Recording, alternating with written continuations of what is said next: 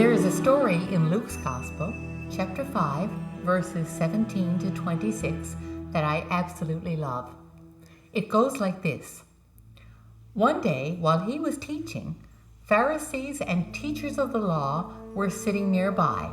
They had come from every village in Galilee and Judea and from Jerusalem, and the power of the Lord was with him to heal. Just then, some men came, carrying a paralyzed man on a bed. They were trying to bring him in and lay him before Jesus, but finding no way to bring him in because of the crowd, they went up on the roof and let him down with his bed through the tiles into the middle of the crowd in front of Jesus. When he saw their faith, he said, "Friend, your sins are forgiven you." Then the scribes and the Pharisees began to question, "Who is this man who's speaking blasphemies? Who can forgive sins but God alone?" When Jesus perceived their questionings, he answered them, "Why do you raise such questions in your hearts? Which is easier to say, 'Your sins are forgiven you,' or 'Stand up and walk'? But so that you may know that the Son of Man has authority on earth to forgive sins," he said to the one who was paralyzed, "I say to you, stand up and take up your bed and go to your home." Immediately he stood up before them, took what he had been lying on, and went to his home, glorifying God.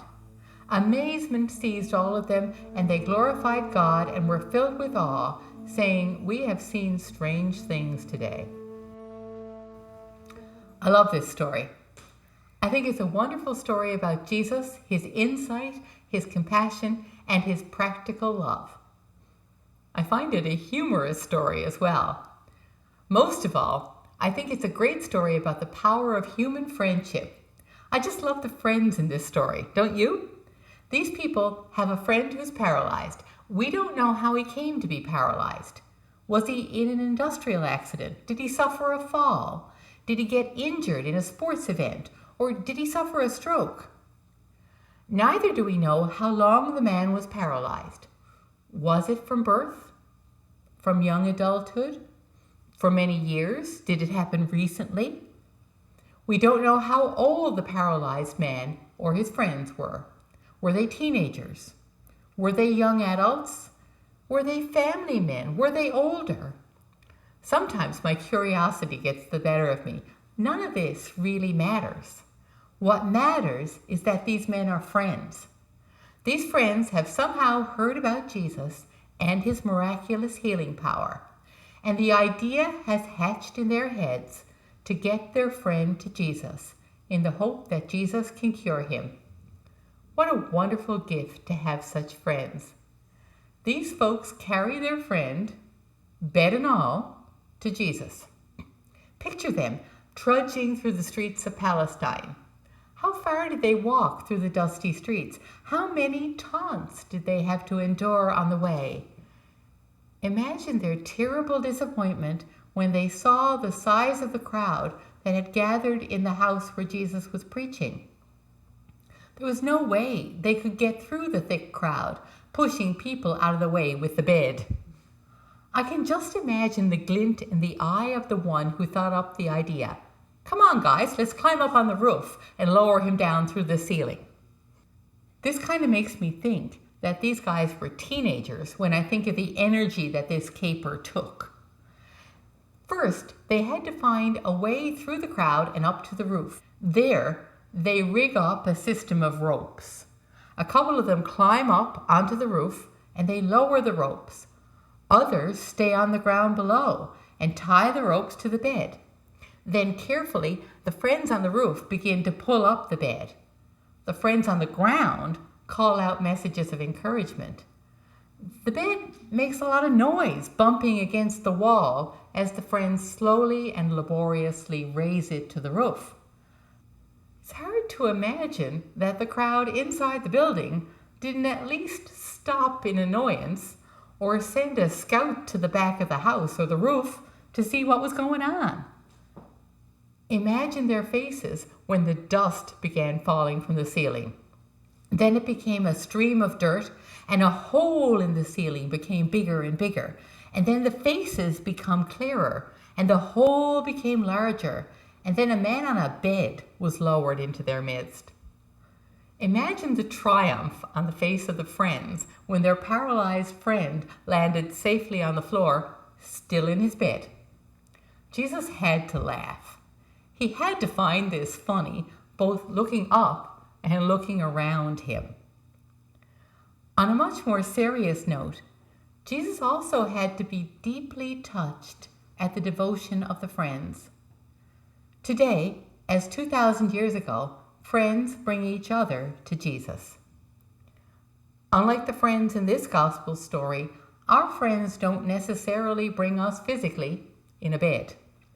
But our friends do, and most certainly, carry us to Jesus. I'll share a true story with you. My mother started school in 1938. When she and her friends graduated in 1951, they made a pact to meet every Wednesday evening, and basically, these women have kept that pact. Sometimes there have been 5 women, sometimes more, but year in, year out, these friends have been there for each other, supporting each other, listening, laughing, helping, crying for almost 60 years, not counting their years in school together. In those years, they have shared the hopes of new marriages.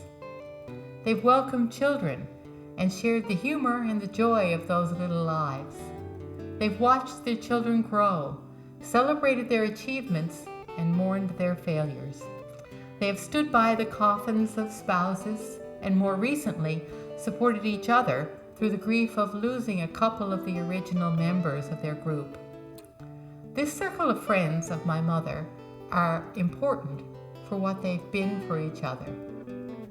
They may not be aware, however, of what they've been for the next generation. They have taught us about the importance of having old friends, the ones who know all your faults and triumphs, strengths and failings, and love you anyway. They have taught us the skills for sustaining friendships over the long haul. They have taught us that love is not a feeling, but rather a decision. They have taught us to help our own friends live well, and they've taught us how to walk with each other as sickness encroaches and death approaches. You may have friends who grace your life and show you the face of God. Today, I encourage you to raise them up before God. Give thanks for them, for the gifts that they have been to you and the world. We give thanks for old friends who have known us and loved us through the stages and ages of our lives. They are a treasure, God with flesh on, for us. We give thanks for newer friends, those who've entered our lives in recent days, months, or years, and brought us the fresh face of God's love, always entering our lives in new ways, in new events, and calling forth new responses from us. With the paralyzed man today, let us give thanks for the friends who have brought us to Jesus. And we ask God to continue to bless us with the gift of having and being friends.